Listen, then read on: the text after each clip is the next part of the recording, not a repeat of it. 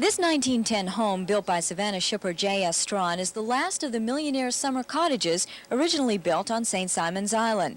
Next week, the 300-ton Heart Pine house will begin a treacherous journey up the Intracoastal Waterway to Daufuskie Island.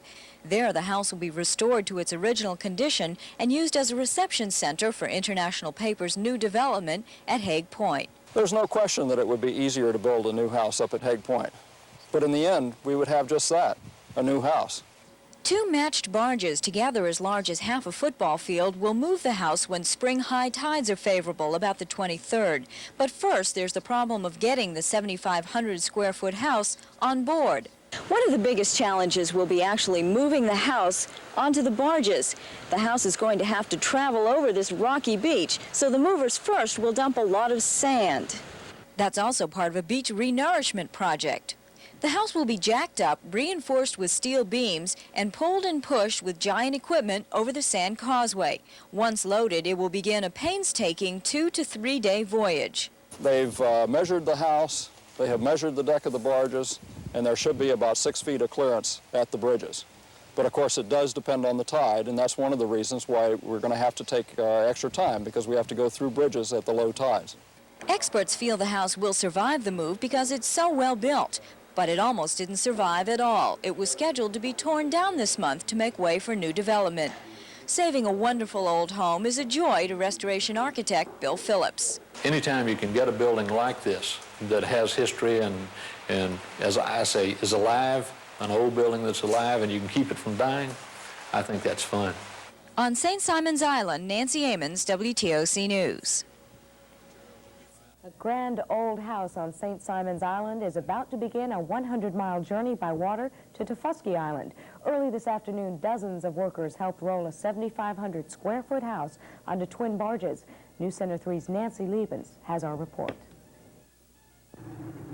3/4 of a century in one place, and the Strachan mansion moves on, escaping destruction by one set of developers into the hands of others. Workers used winches and wheels to ease the huge house toward the barges. It's taken only a month for architects, house-moving experts, and shippers to figure out how to move the immense house without so much as cracking a window. To watch an historic 300-ton mansion crawl toward the sea is unnerving, especially for an architect. I was worried. I was checking for any possible cracking, excessive plastic cracking, separation in the wood, any structural failure that might be imminent, so we could stop and block it up and brace it and take care of it before anything bad happened. After 2 hours, the last wheels safely rolled off the sand and steel ramp to the relief of the crowd. I'm sad to see things change, but as I say, you have to accept that. Tonight, the barges with their well-secured cargo will float off the shore at high tide, if all goes as smoothly as before. On St. Simon's Island, Nancy Liebens, WSAV News Center 3. You're not going to believe this, but they are moving a house, and we'll show it to you in a moment. If you've been watching our news this week, you know about the moving of the millionaire's house from the estate on St. Simon's Island to South Carolina. Let's go now to Nancy Amons. She's down at St. Simon's with that story. How do you load a 3-story, 300-ton house onto twin barges? Literally an inch at a time. It's as exciting as watching grass grow, says a project coordinator for International Paper who's moving the house to Daufuskie Island. But that suits him fine. No, it is not going to be a very dynamic spectacle, and that's the way we would like to keep it. Those with patience found it fascinating to watch the 10 hydraulic dollies move the mansion in unison over a sand causeway built to the barges. The work was painstaking as the Oswalt House Moving Company workers laid steel tracks while 4 tow trucks and a bulldozer eased the house onto its platform. At 5 knots, the 100-mile journey to Daufuskie Island will take 3 days. Stevens Towing Company will have to time their passage through 4 bridges to coordinate with the ebb tides for better control. The ultimate destination is Hague Point, where the 1910 mansion will serve as a welcome station for International Paper's development at Hague Point. After the move, the company's restoration architects were delighted that the house survived the loading maneuver without so much as a broken window. What kind of damage have you seen? Very little. Some separation between the kitchen and main house. Very few cracks. Better than we thought. Why do you think it survived so well? It was well built out of well constructed out of terrific material. Now that the first phase is over, the house has to pass under the St. Simons Bridge with a clearance of only 1.5 feet on each side. Some people will be holding their breaths. Nancy Amons, WTOC News. Well, if you remember last night, we told you about the first steps to moving a mansion on the water. Well, this morning, the Strachan Mansion cleared the second hurdle in its 100-mile journey from St. Simons Island to Daufuskie Island near Hilton Head. News Center 3's Nancy Liebens shows us why an island bridge drew a lot of attention. The Strachan Mansion sails by its old foundations for a last farewell from St. Simons neighbors. Moving against the wind at about 5 knots, 3 tugs guided the 76-year-old mansion toward today's biggest challenge, the St. Simons Bridge. A little tighter than we would like it, but this is the smallest barges that we could get the house on itself, so we had no alternative. The king-sized houseboat will sail north through the Intracoastal Waterway. It should make Savannah on Monday or Tuesday. At this point, it's clear. The St. Simons Bridge wasn't built for wide mansions. There's only a foot to spare on either side.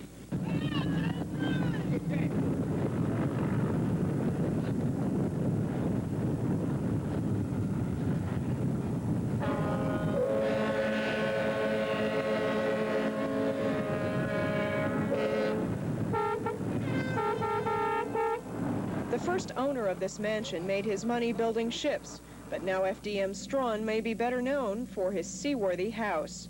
On St. Simons Island, Nancy Liebens, WSAV, News Center 3. Coming up on the 11th hour news, Joy's forecast and a trip up the Intracoastal Waterway. We were born before the wind, also younger than the sun. Yeah, the bonnie boat was one as we sail into the mystic. It's not yet been done, but it's well underway. Nancy Amons has the story of the floating mansion that has the world shaking its head in wonder. After 3 hours of tedious pushing and pulling yesterday, the historic millionaire's cottage built by the Strachan family in 1910 was at last firmly seated on its pair of twin barges with minimal damage. Better than we had imagined. What kind of damage have you seen? Very little. At dawn today, all that remained at the site of the estate, once known as Beach Lawn, was the brick foundation, which International Paper Company will also move to South Carolina. The real sight for St. Simons Islanders was this intriguing view of the ultimate houseboat. We were born before the wind, also younger than the sun. Yeah, the bonnie boat was one as we sail into the mystic. The 7,500 square foot home rounded the bend, facing not only a crowd of anxious spectators, but its first challenge. Would the 87-foot wide barge fit through the St. Simons Island Bridge with its side clearance of only 90 feet? Let your soul and spirit fly into the mystic.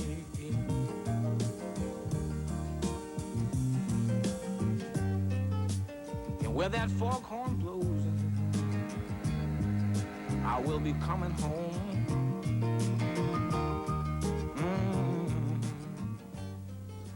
Onlookers who watched the mansion clear with just 1.5 feet to spare on each side were ecstatic. The mansion lazily continued onto its Daufuskie Island destination. The next obstacle for the barge is a series of 3 drawbridges near Savannah. But the house is moving so slowly that it won't reach the first bridge here in Thunderbolt until Monday or Tuesday. Nancy Amons, WTOC News. There we go. You're not dreaming. It's the Strachan Mansion lifted from its foundations on St. Simons Island and now on its way to Daufuskie Island. Secured by 2 barges and propelled by 3 tugs, the mansion steamed up the Intracoastal Waterway all night Saturday. Now, after waiting a couple of hours for the tide to go down, the house is ready to try to pass through its 3rd bridge of the 100-mile voyage.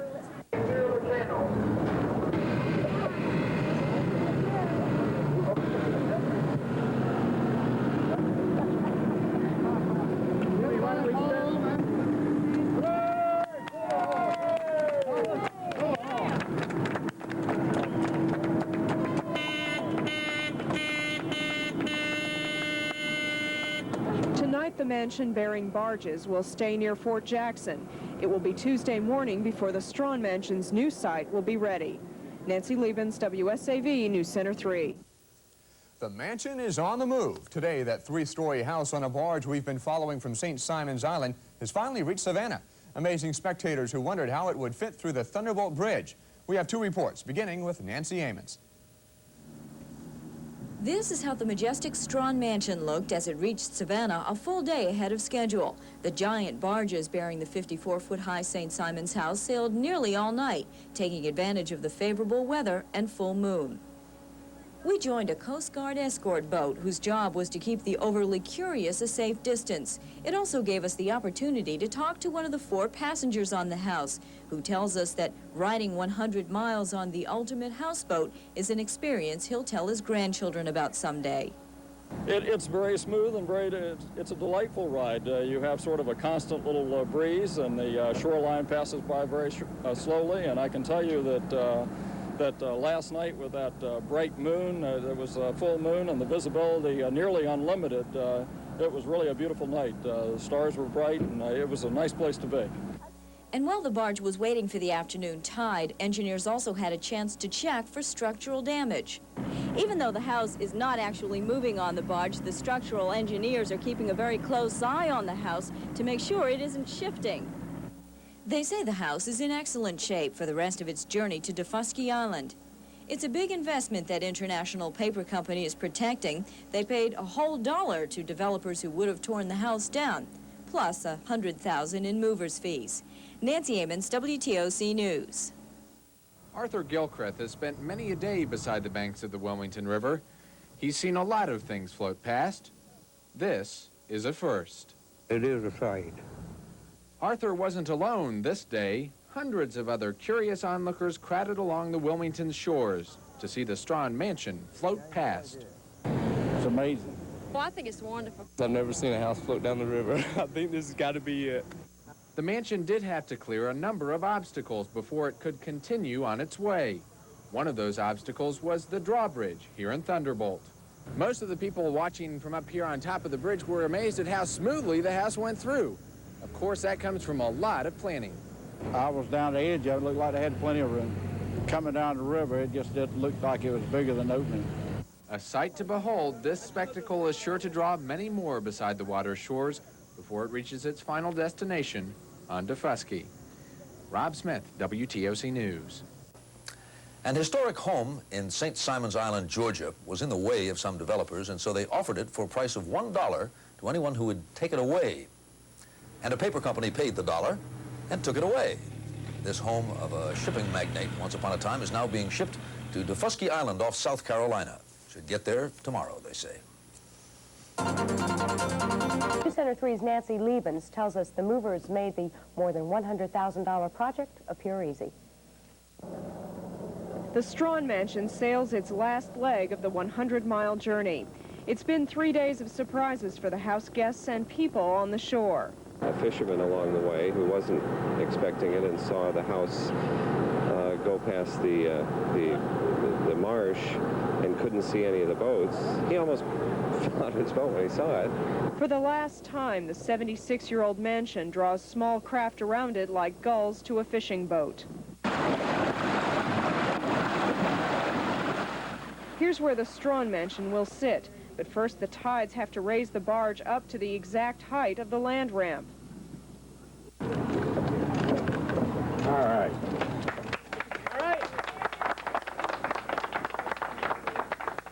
Even though the mansion will sit in South Carolina, Georgia's flag also flies today. And South Carolina has gained a house in good condition, wood paneling, ceramic tile, and windows intact. Usually it's just routine houses, 1,200, 1,400 square feet, but occasionally we get a big one. We like the big ones too. Get a good feeling of accomplishment. Feel like we did something when we move a big one. Movers probably will have the Strachan Mansion in place on Wednesday. By the fall, the mansion will house guests of International Paper, developers of the exclusive Hague Point. On Daufuskie Island, Nancy Liebens, WSAV News Center 3. I wish I would have had a chance to see that floating down the river. Just as Nancy said in her story, the weather was nice, at least from the video we were watching there. Oh. Nancy Amons has been following that story. It's the story of an engineering feat that's now in the final phase. She was none the worse for wear as she cruised into the specially built loading dock at Hague Point. Now the historic mansion is to be driven over supported steel grids to the shore.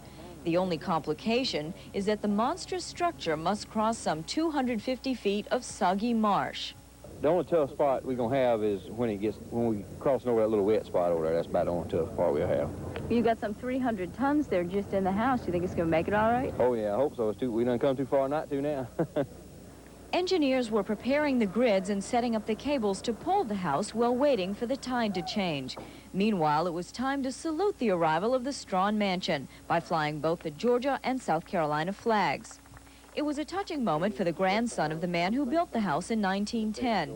Henry Dunn spent 20 childhood summers there in St. Simons, swimming with playmates and playing croquet on the lawn. And I'm very pleased they didn't tear the house down because I was worried about that. It's been a trying but spectacular journey for the house and its passengers. 5 days full of scenery you can't get from any other angle, like this view of the Thunderbolt Bridge. Historical architects are surprised there's no damage beyond tiny cracks in the plaster. It's beautiful. The lady did very well. Once the house is finally in place, it will still be several more weeks until a foundation can be built up under it, and then about 8 months before the house is restored to its 1910 splendor. On Daufuskie Island, I'm Nancy Amons, WTOC News. Now that's quite a story. Now, Mike, couldn't you see them trying to uproot one of these houses we build today and move it up that? It'd fall all to pieces, wouldn't it? Somehow, I don't know about that being such a good idea, Doug. That $100 million hotel and office complex, Hutchinson Harbor, kicked off today with a boat tour of the facility. International Paper Company, who plans to build the 12-acre office complex on the island, announced today they would provide a transportation center between Daufuskie Island's Hague Point community and Savannah. Tentative plans call for regular ferry service. Savannah was very important to the early development of Daufuskie Island, and when it was seeing better times, economic times, a couple of hundred years ago. And from what I have been able to see and read, I think Daufuskie Island was also important to Savannah. So we are going to recreate that history. Hutchinson Island construction should start in 6 months.